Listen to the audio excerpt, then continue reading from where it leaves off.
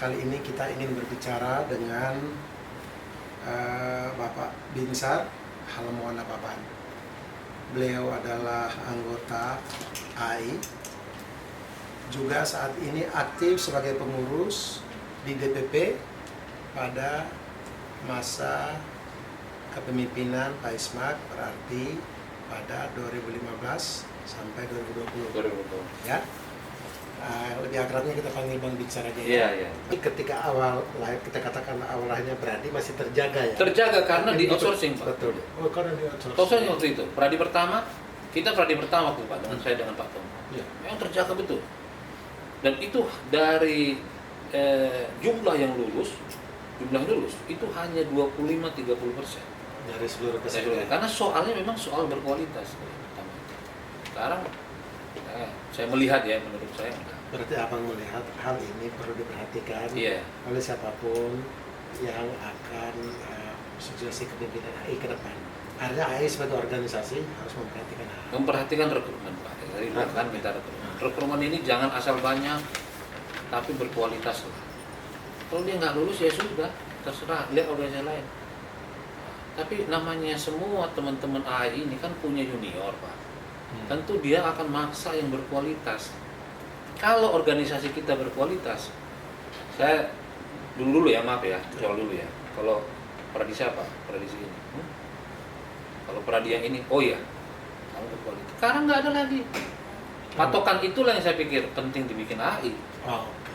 Masuk mana? Oh, Pradi belum. Masuk mana? AI. Good. Lulus dari mana? Ujian mana? AI. Good. Itu yang mau kita bangun sebenarnya. Kualitas dia lulusnya diakui oleh masyarakat, advokat lah ya, masyarakat hukum. Kalau udah lulus AI, prakteknya ketika disumpah kita jangan pedulikan orang lain lah, jangan pedulikan organisasi lain. Kualitas kita untuk praktek itu kita sediakan bagus, semua pasti begitu dia disumpah dia sudah bikin minimal ya, bisa bikin gugatan dan bisa bikin pledoi. Kalau nggak bisa bikin dua ini, ya sekarang banyak kantor advokat tahu gugatan perdata ini teman-teman kita nih. Begitu kita masuk ke pidana, pledoi-nya terpaksa minjem dari LBH. Nyontok. Ada gitu.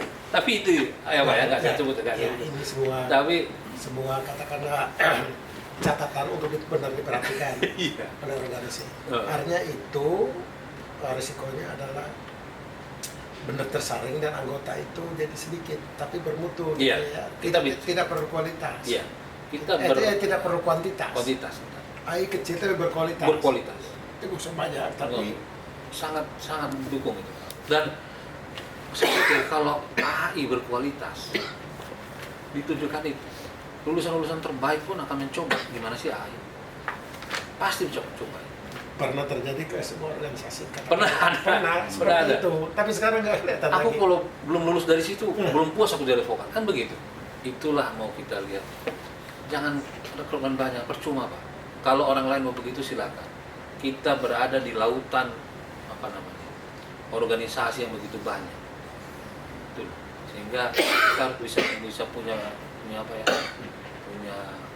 kualitas tersendiri.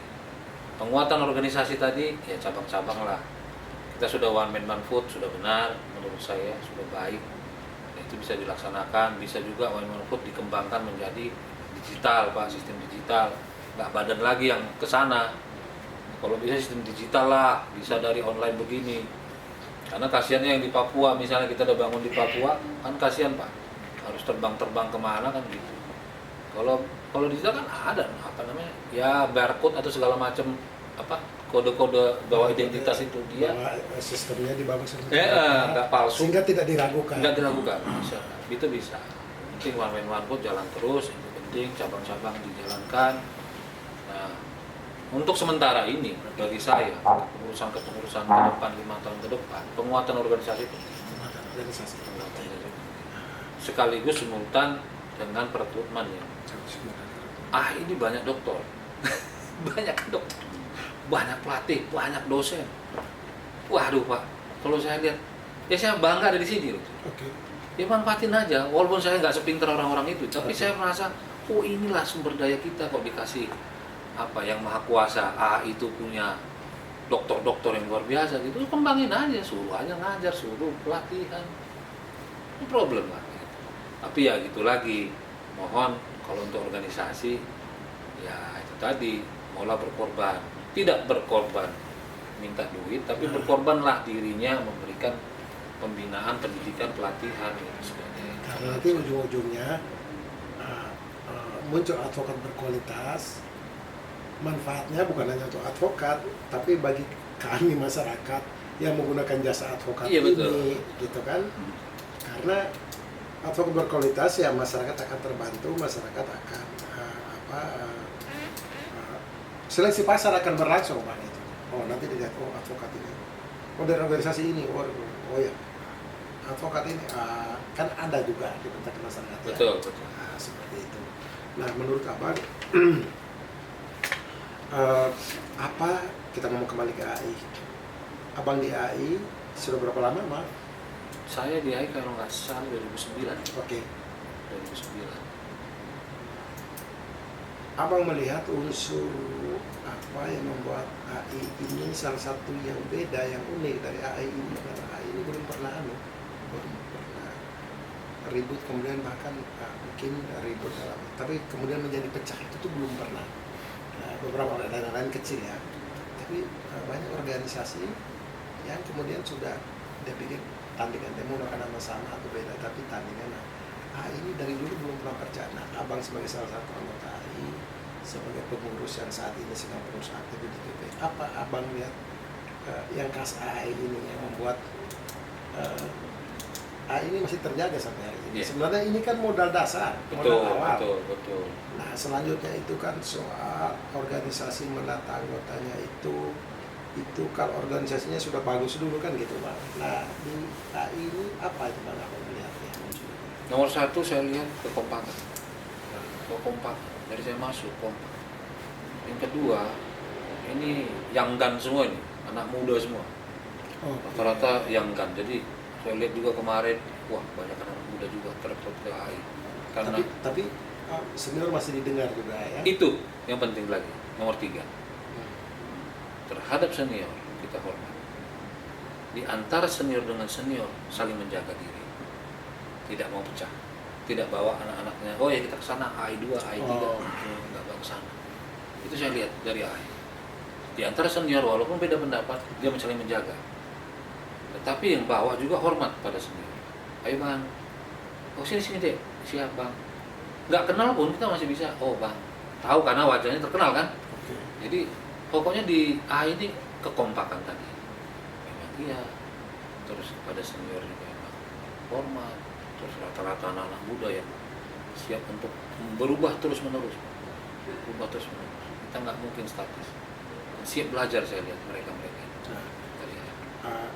satu lagi apa yang ini kan kita suka atau suka apa eskalasinya meningkat, dinamika agak kenceng ini, Iya. menjelang ini ya, kayak gitu ya.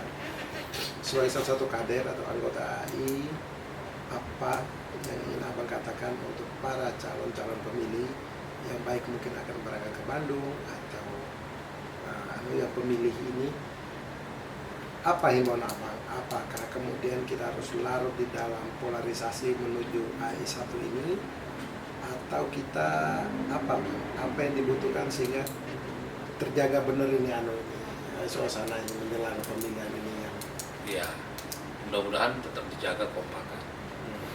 Walaupun kita berbeda, cuma ya perbedaan itu bukan menjadi kita pecah. Perbedaan itu hal yang biasa dan AI tetap teguh. Nah, itu persoalan untuk pemilihan nanti. Jangan sampai kita ribut lah, malu juga. Malu. Karena saya dari mulai mahasiswa saya tahu AI ini pecah dari tadi seperti apa. Oke. Saya ikuti terus. Oh, Sekarang mereka udah solid begini, kalau bisa janganlah pecah kita. Nah, kalau bisa tetaplah damai dalam perbedaan. kita Kalau dalam kampanye ada kecam sana sini, mohon itu hal yang biasa lah, ya kan. Dewasa sedikit lah kita ini. Oke. Kita juga kan gimana ya, sedikit tanda kutip menjelekkan lawan, Ya dewasa lah, terimalah, itu bagian dari proses pendewasaan kita lah. Tapi lain kila setelah terpilih pengurus ya rangkulan lagi lah. Tetap saja pengurus yang terpilih bawalah apa yang tidak memihak dia sebagai untuk membesarkan tadi tujuan kita. Organisasi 5 tahun ke depan, organisasi ini kita benahi, kita tingkatkan pengorganisasian, rekrutmen untuk kita kualitas. Dengan standar yang tinggi, standar rekrutmen yang tinggi ya. Nah, saya jangan lupa bertanya. Gini Bang, satu lagi, standar rekrutmen tinggi ini demi kepentingan para pemakai jasa advokat. Kan di antara organisasinya belum sepakat Bang soal pola rekrutmen itu. Maksudnya rekrutmen yang ini organisasi dia agak kendor, ini agak kencang, oh ini yang bagus ini. Nah, kenapa sih tidak semua waktu ada satu standarisasi rekrutmen? Ini kan menyangkut bukan hanya AI. Kalau kita bicara, iya, bukan hanya AI. bukan, ya. Nah, kenapa awal-awal ini tidak menciptakan sebuah pola rekrutmen yang jadi menjadi advokat itu tidak gampang sekarang, malah dengan gampang menjadi advokat ini sebuah keprihatinan. Coba kita tanya angkatan abang ke atas, oh, dulu kami tidak segampang ini jadi advokat. Tapi kalau sekarang kan saya dengan lubis, dengan abang kita duduk, kita cari lagi 10 orang, kita di organisasi jadi kan, segampang itu Pak. Gitu. Iya.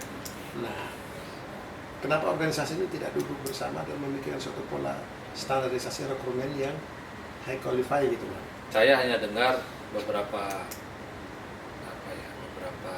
isu bahwa sudah ada ke arah sana. Oh, sudah ada. Di antara para senior organisasi lain lah ini. Oke. Cuman ada satu organisasi yang mungkin karena merasa besar, jadi ya itu tadi sulit diajak kerjasama. Oke. Sebenarnya tadi saya bilang banyaknya organisasi begini, udahlah keniscayaan lah ini. Oke. Nggak bisa lagi kita halang-halangi. Tidak bisa. Tapi yang jelas ada beberapa visi bahwa oke, kita bikin standar bersama, walaupun dalam bentuk federasi. Kita bikin standar bersama di dalam pertama mereka lebih mudah adalah kode etik Pak.